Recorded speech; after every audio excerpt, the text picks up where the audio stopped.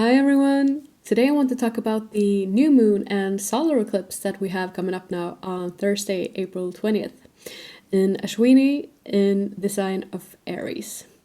So before I get into it, you might notice I'm in a different spot today, and this is because I will also do a sign-by-sign reading. So at the end of the video, you will be able to click on your sign.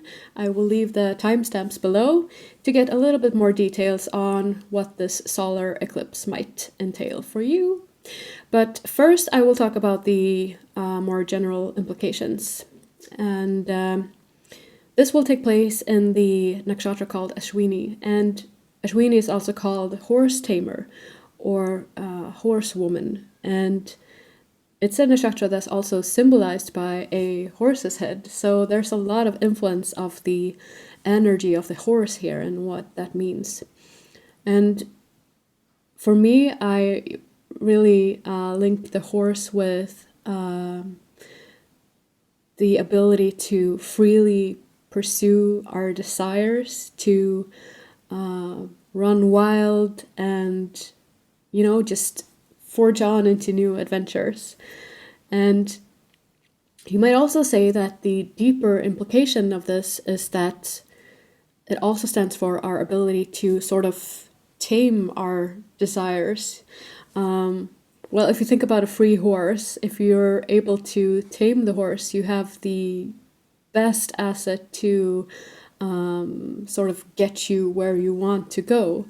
But you have to be able to tame the horse or tame your desires in order for that to happen, and to direct the creative energy where you want it to go. Ashwini is the first nakshatra of the zodiac, and it pertains a lot to new beginnings. It's the soul's beginning of a new journey through the zodiac, and both the sign of Aries and especially this nakshatra in Aries Ashwini really pertains to this individualistic, sort of active, headstrong energy, where you kind of want to follow your head, follow your own path, and follow your desires, of course, but also where you want to. Well, it is a lot with following the soul's calling, if you will. The planetary ruler for Ashwini is Ketu.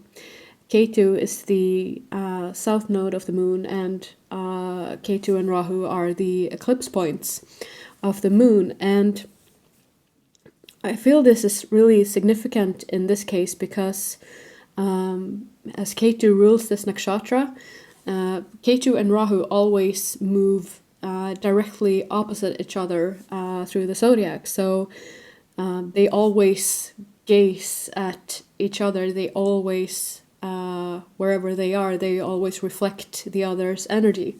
So in this case, Ketu will be, of course, aspecting the eclipse and the new moon. And because both Rahu and Ketu are responsible for encasing the luminaries in shadow, as they are the ones responsible for creating the eclipses, blocking out the light. They also stand for creating confusion, because light stands for illumination, knowledge, wisdom, any instance where you can see things clearly as they are. But on the other hand, shadow stands for confusion, where you're not able to see things clearly, and things from the darkness. And what is that? Well, it's the subconscious.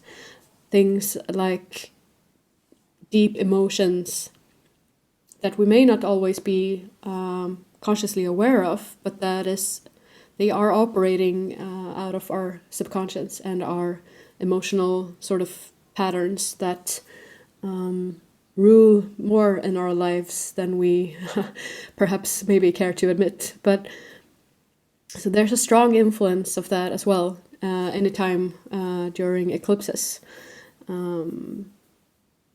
Because after the when the nodes conjoin the luminaries, this really means that in the case of the solar eclipse, it means that the moon will be moving directly in front of the sun and blocking out its light.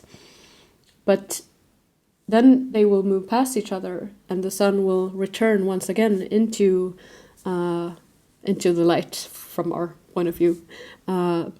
So this is also significant because it means that the nodes are also responsible for bringing something out of the shadow and then into the light. So the way I see it, it's usually something that we're unaware of, say from our subconscious or deep emotional patterning or something that surface for us to become aware of in order to be able to heal it.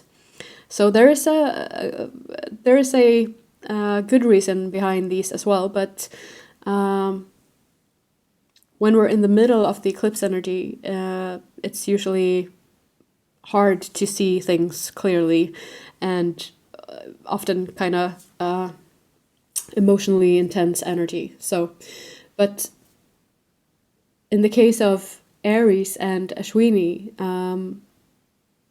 the eclipse could potentially surface things that deals with our sense of individuality, and that could make us question or suddenly start to wonder what is my mission? Why am I here? What is it that my soul is calling me to do? Or perhaps we've had some like niggling feeling of something that we're meant to do, but that we have perhaps put off, or I don't have the time and I don't have the opportunity, and all of those excuses. But this could really be surfaced for us to look at during this eclipse, because it deals a lot with our sense of self, our individuality, and what we perceive our soul mission is. What are we here to accomplish? Because both Ashwini and Aries deals a lot with following our own head and following the soul's calling, you could say, but also following, like forging our own path, where we want to explore different things and we want to say yes to whatever it is that we want to do. We don't want to think about issues and trouble standing in our way. We just want to do. We want to be.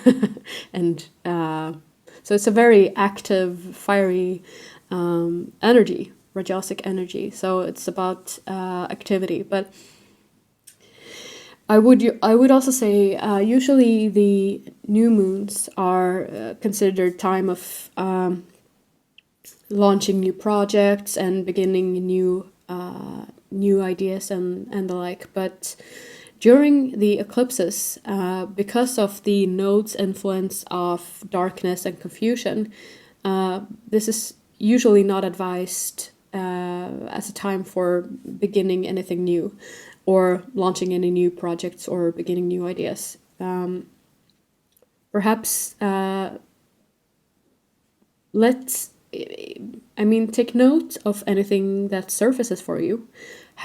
Perhaps have your journal or pen and paper by your side and write anything down that may surface for you. But perhaps don't make any sudden changes or big decisions during the time around the eclipses. The eclipses operate on a 6-month cycle, so it's not like on the day of the eclipse you will suddenly get a new idea, and the day after that you will have a new plan and a new project. It's not usually like that, but sort of they bring out ideas or emotions from within that have always perhaps been there, but maybe we just haven't been listening to it. And so it's like a constant evolution. So they operate in these cycles, and that's the way, of course, that we operate too. So, but I would say perhaps the week before and the week after, be careful in making any big changes or big decisions. I find it significant also that a mere like 24 hours after we've had the solar eclipse, Mercury will start its retrograde cycle in Aries as well. So, but I see this as perhaps a good thing, because Mercury retrograde provides us with an opportunity to really take a step back, reflect, integrate, and really let any realizations that we may have gotten really sink in, and internalize what it is that we are feeling and thinking. And again, I would say, if you're like me, perhaps you like to write things down. So do that during the eclipses and after as well, so that you. It's not about not making any decisions. Decisions that need to be made has to get made, but make them out of a place of clarity and not out of a place of emotional turmoil and confusion, Also, like just after the eclipse, we will also have Jupiter, because Jupiter is now in the last degrees of Pisces. Jupiter will move through the Gandanta point, the Gandanta point, which is the last degrees between a water and then into a fire sign, because there's no, those shifts are always a bit turbulent, because there's no abridging nakshatra running behind it, making it a smooth transition. So these shifts will also be more felt for us emotionally or spiritually. And in the case of Jupiter, Jupiter is the planet of optimism, faith, hope. So this could mean also that our sense of faith and hope might be a bit, we may lose our ground a little bit here when it comes to that. So this also affects the eclipse, because both Jupiter and the Sun are the planets that are really calling us to follow our dharmic path. But during the time of the eclipse, we may feel a bit like losing faith in ourselves, perhaps even a little. You know what I mean? Questioning ourselves, questioning our path, questioning our inner resources, and questioning, besides our individual self and all of that, but also questioning, can I really do this? Whatever it is that you may want to accomplish. But so have that in mind as well. These can be a bit intense couple of weeks here. And the eclipse will be a total eclipse, but for me, I'm in Sweden, so I won't be able to see it. But if you're located in Australia or New Zealand or somewhere around those southern, you will be able to see the eclipse, but don't look directly at it. I think there's usually a common advice is to stay inside even during the eclipse, because the energy is so intense. So do what you will with that, but at least I have said it. So the planetary ruler for Ashwini is Ketu. So Ketu, the south node, is the planet that operates here. And as we are in Aries, which is the sign of Mars, this creates a union of the Ketu Mars energy. So for me, I really associate this with, like a spiritual warrior. That sort of fiery, determined, courageous energy, just charging after what you want and what you know is right. And so Ketu is really a very spiritual influence, because Ketu is an influence that denies us worldly things or material things in order to really charge forward on our spiritual path, or to actually go within. So it's really a denying sort of energy, and Mars is the planet of, well, it's the warrior and the planet of courage and action and standing up for what we believe in, for our morals, even taking care of those and protecting those who are weaker than ourselves. So Ketu and Mars here together really makes me think of this like spiritual warrior, you know? The deity that is linked with Ashwini is the Ashwini Kumaras. So they are called the physicians of the gods. And they are said to be the sons of Surya, or the sun, which he, during a time when he was in the shape of a horse. So he was on the earth plane in the shape of a horse, in pursuit of his wife, but who was in the shape of a mare at the time. So this is the story why these two, the sons of Surya, are called the horsemen. So and they were left behind on Earth to share their divine light, share their divine knowledge of healing and medicine, and I believe they are very strongly linked to the practice of Ayurvedic medicine because of this as well.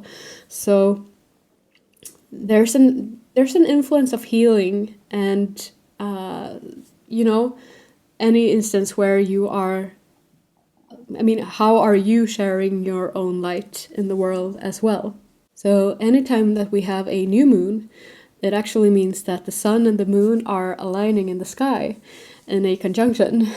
But on those instances where they also conjunct with the nodes, either Rahu or Ketu, what that really means is, because the nodes are the eclipse points, so this means that the conjunction is so exact that the moon will be blocking the sun from our view, which means that it will look like the sun is encased in a shadow. So this is also why the nodes are called the shadow planets, because they are responsible for encasing the luminaries in shadow, either on the solar eclipse or when it's the full moon eclipse. And that's when the Earth is positioning itself directly between the moon and the sun, and encasing the moon in shadow. But in this case, we will have a solar eclipse and a new moon. As usual, I wrote a couple of questions from my blog, which I thought I'd share before I go into the specific signs. And as I said, I will leave the timestamps below so you can click directly onto your sign. And I will just say now, thank you so much for watching. And if you want to read more about the new moon or the eclipse, you can always visit my blog at starlightinspiration.com/blog.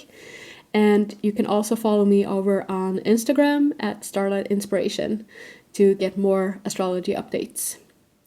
But the questions that I wrote for this new moon were: am I experiencing any changes in my personal desires? Am I holding back from living my full potential?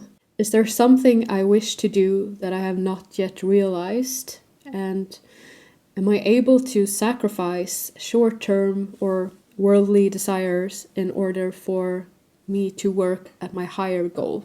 So in order for you to listen to your specific sign, you will need to know your Vedic ascendant. And if you don't know that, I will drop a link below where you can find it out. And you could also listen to your moon sign. But I'd say the ascendant deals more with where in your life something happens, but the moon sign deals more with your feeling or the way you experience what is happening. So you can choose what you want to listen to, but I will start with Aries. So for Aries ascendants, this will happen in your first house of the self, of your individuality. So this really heightens all of that energy that will be naturally taking place during this solar eclipse, but especially for you, because this is in your first house as well. So this can really make you question a lot of those things where you question your sense of individuality and your personality, perhaps, or what your calling is, you know, or if you feel like you're following the right path, or perhaps you're getting some new desires coming in or new inspired ideas. But as I said before, it's usually advised to hold off on making any big decisions during the eclipse. But this could also surface things where, because Ketu will be in your 7th house of relationships and business partners, and so this could also highlight for you instances where either you feel like you've compromised too much, or where you have a hard time or have a difficulty in compromising and you're too focused on your own needs and your own desires. But the balance between your desires and keeping the peace in your relationships will sort of be brought into light here. And this could also mean that any beliefs, like any limiting beliefs that you have about yourself, or the personal story that you have about yourself, like that could be really put into focus right now, or something could come up or surface for you that make you question things or reevaluate things. This could also be a time of great impulsivity. So I would say really do what you can to, you know, center yourself and be conscious about where you direct your energy. So for Taurus ascendants, the solar eclipse will happen in your 12th house of intuition, sleep, dreams, and emotions and things from the past. So this could really surface sorrows or emotions of the past that you've been carrying, perhaps. If there's some instance where you feel you've been betrayed, or, you know, someone has let you down, this could surface for you. And it could also be a time where your sleep is a little bit interrupted, or you have a hard time falling asleep, perhaps. And it could also mean that your dream life might get much more active, and you could also sort of receive intuitive downloads as you sleep. So if you've been thinking about starting a sleep journal, now might be the time for that. And this means that Ketu will be in your 6th house of, you know, vitality and health and routines. So Ketu will sort of bring the focus on all of those daily routines that you have to support yourself, support your health, and support your energy, even your diet, perhaps. So if there's some instance where you're not really taking care of yourself, that could come into light now for you. Even if there's Ketu could make you even more like nitpicky about what you eat and your diet, and making you more well, it could be like the beginning of a cleanse or something for you.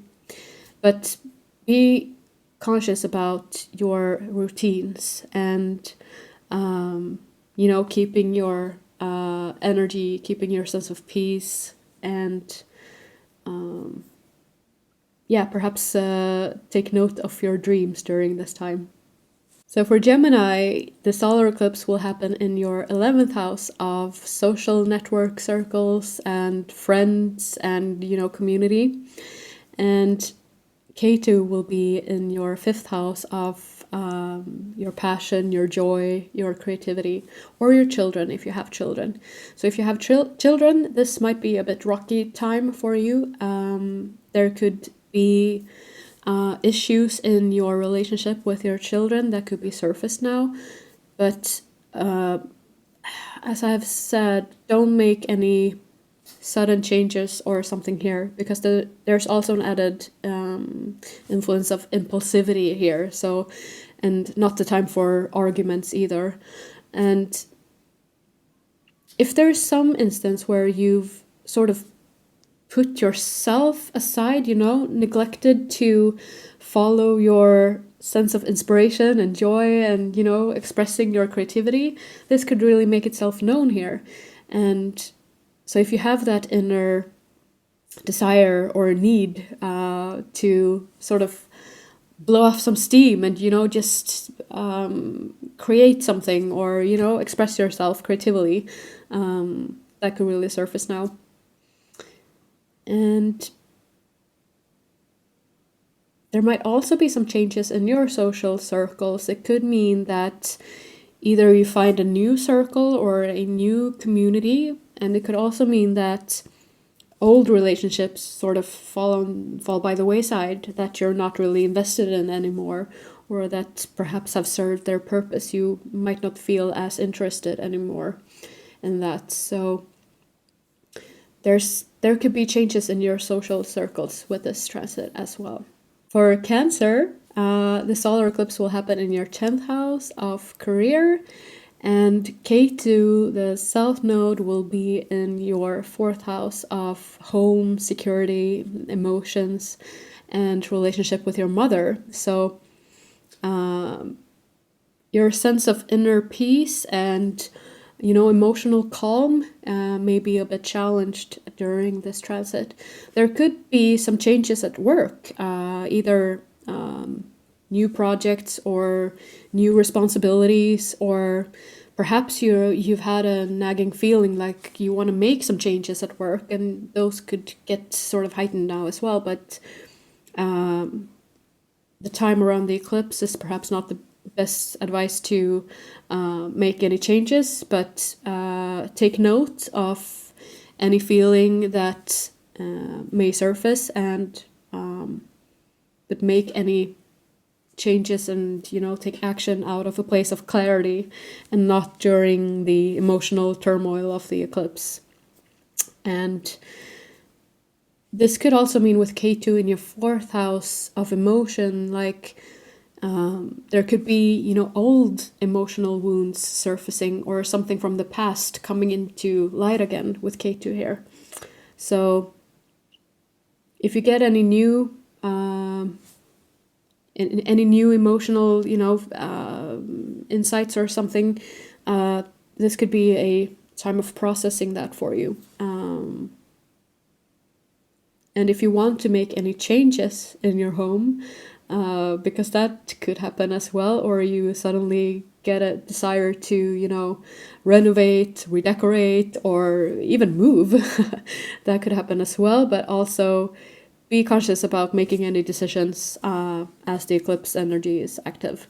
For Leo, the eclipse will happen in your 9th house of spirituality, your teachings, and your philosophies. So this could surface any instance where you no longer feel that you are aligned with your teachings, or perhaps you have a relationship with a personal teacher or advisor or something that's maybe going through transformation and changes during this time.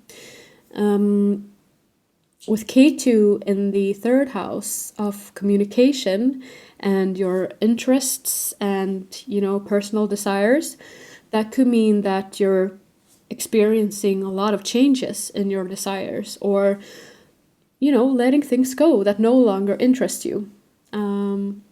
You could also experience your communication, struggling a bit with your communication right now, and your ability to express yourself as clearly as you usually do. So this is perhaps not the time for any, difficult discussions, or the like, put those off until after the eclipse. This could also mean that past issues with siblings come into the light, in order for it to, heal and transform. But maybe you sort of reevaluate, who you trust and which information you trust, and you could also get sort of more nitpicky with what information you seek and who you listen to during this time. So for Virgo, you will have the solar eclipse in your 8th house, and Ketu will be transiting your 2nd house. So in the 8th house, the 8th house is the house of emotional, deep emotions and emotional transformation, and also the house of facing our fears. So there might be something pertaining to that surfacing for you right now. And Ketu in the 2nd house could also make you sort of let go of any old values that no longer resonate with you. Letting go of old values. There could even be values that you've gotten from your childhood or from your family or something. But if you feel like, no, this is no longer resonating with me, that could be the time of letting things go. And it could also make you more sort of nitpicky with what you buy and what you spend your money on, as it's the house of money and what we, in extension, buy with our money. So, but it could be an emotionally intense time for you. So I would say do things that support your calm and peace of mind. And if there happens to surface old emotional patterns or old wounds or something that you need to deal with, do so, but do anything you can to sort of be gentle with yourself and keep your sense of peace and as much calm as you can, because it might be a sort of turbulent time, emotionally speaking. For Libra, the solar eclipse will happen in your 7th house of relationships, and Ketu will be in your 1st house of the self and the your individuality. So this could surface any instances where you feel you've given away your power, especially in your relationships. So if there's any instance where you've compromised too much or sort of, stepped over your own boundaries, sort of, that could surface for you now. So the solar eclipse could also make you sort of unwilling to compromise. But that might be taking it too far, It's always the balance between following your own truth and your own desires, but also keeping the peace, between your partner, either in a love relationship or a business partner. Could be this could be pertaining to, and this could also make you want to, get rid of old versions of yourself, dealing with your self-image, anything like things we identify ourselves with that no longer feel like, well, this is no longer me, let it go. This is time for letting it go. But don't make any sudden changes in your relationships or with your business partners if you get any desires to make changes, but sort of let it rest, sit with it for a while before acting upon anything you get during the eclipse, because the energy is too intense to sort of you want to make decisions out of clarity, and so let 1 or 2 weeks pass before making any larger changes, I would say, with this. And also take care of yourself, your physical body. Take care of your health during this time as well, and be sort of conscious about where you spend your energy. So for Scorpio, this means that Rahu will be in your 6th house of health, and Ketu will be in your 12th house of intuition, dreams, and sleep, and things from the past. And this gets heightened, of course, with Ketu here, because both the 12th house and Ketu deal with things from the past. So this might surface old relationships or old emotional wounds during this time, and bringing them into the light for you to be able to heal and transform it. But Rahu in the 6th house of health and your energy, digestion, the food that you eat, this could mean that you may want to make changes when it comes to your routines. You may want to make dietary changes, or mix up your health routines, whatever you do, those little things you do every day to stay healthy and take care of yourself. So this could also be a calling to to take care of yourself. So if you've neglected your health or your routines, that could sort of surface for you now, and an opportunity to make different decisions. And if you've got a meditation practice, this is also a great time to really ground yourself in that, because with Ketu in the 12th, your sleep may be a little bit disturbed during this time, and your dream life could also be more active, and you could get sort of intuitive downloads as you sleep. So you may want to, if you're like me and like to write things down, you might want to do a sort of dream journal or something, just to sort of take notes to what surfaces for you. Because it could be a time where your intuition sort of gets heightened a bit, because the 12th house also deals with our intuition. And yes, but I would say take care of your energy, take care of your health. If you need to get a massage or healing, do that. That could be good for you during this time. Sagittarius, you will have Rahu and the solar eclipse in your 5th house of creativity and inspiration and children. And Ketu will be in your 11th house of social circles and friendships and community. So this means that if there's some instance where you've neglected to follow your creative joy, or make time for yourself to express yourself creatively, that could surface for you now. And the desire to create could also become quite strong. Ketu in the 11th house could mean that you might go through some changes in your social circles, either a change or where you're ready to let old relationships go. Because Ketu is an influence of, it's a slimming influence, or the denying influence. So if there's some relationships that's, serve their part, that might be the time to let things go, or they might naturally just fall away. It doesn't have to be so active. But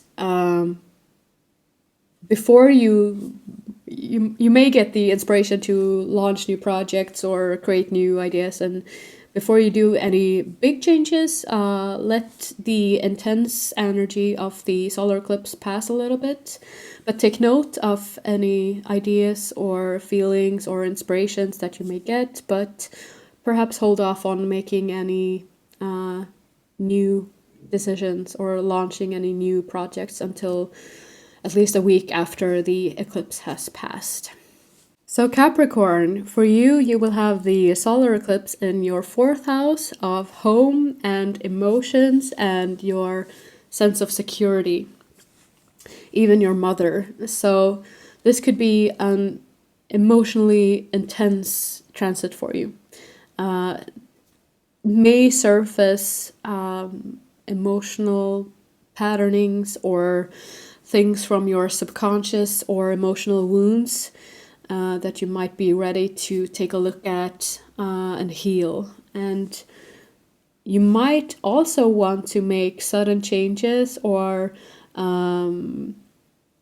renovate or redecorate or, make big changes in your home environment. But I would say during the eclipse, hold off on making any big changes here and take note of whatever surfaces for you, but don't make any big changes during the eclipse. And Ketu in your 10th house of your work and your career could mean changes in your career or even in your attitude towards your career or your work.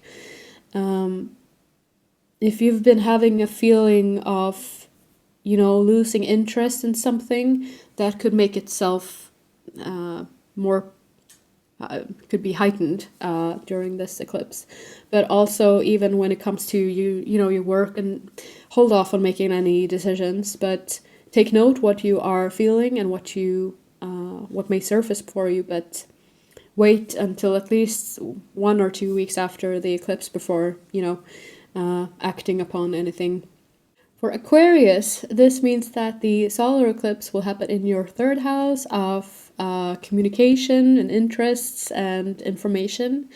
And Ketu will be in your 9th house of spirituality, your teachings, and your philosophies. So this could mean that you're ready to sort of let go of anything, any old teachings or old ideas that may have served their purpose for you, or that you don't, that you no longer feel alignment with. So it could also mean that if you have a teacher or a advisor or something that you feel that you've either outgrown or that you feel no longer resonate, that could mean changes in that as well. But as I said, it's usually not recommended to, make any big changes during the eclipse, but rather to let the decision take its time.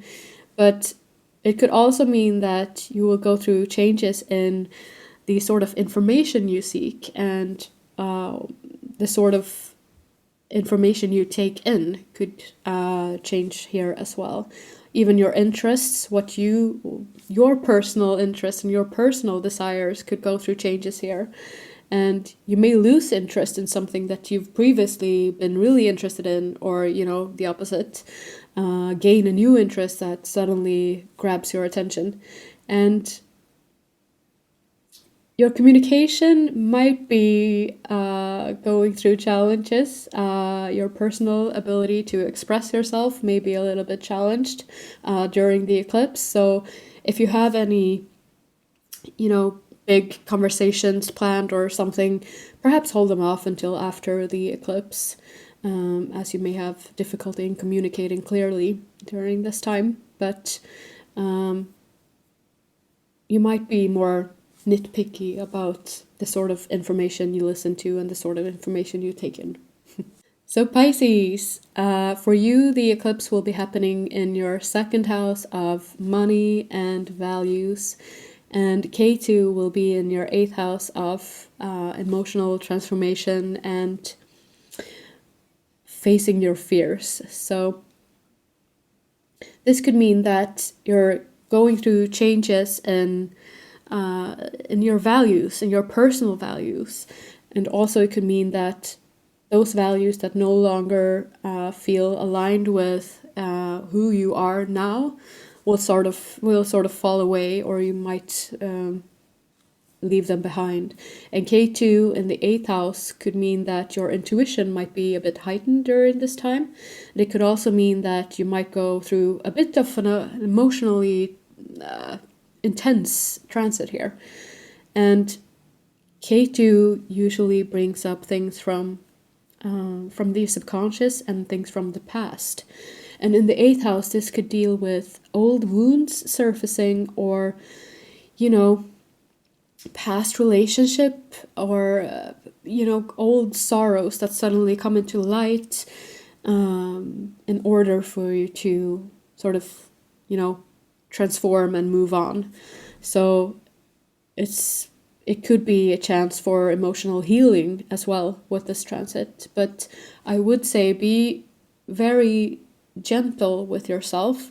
Do things that support your peace and calm and, you know, your mindfulness. So if you've got a meditation practice or mindfulness practice or something, that might be good during this transit, because it could be very emotionally intense for you.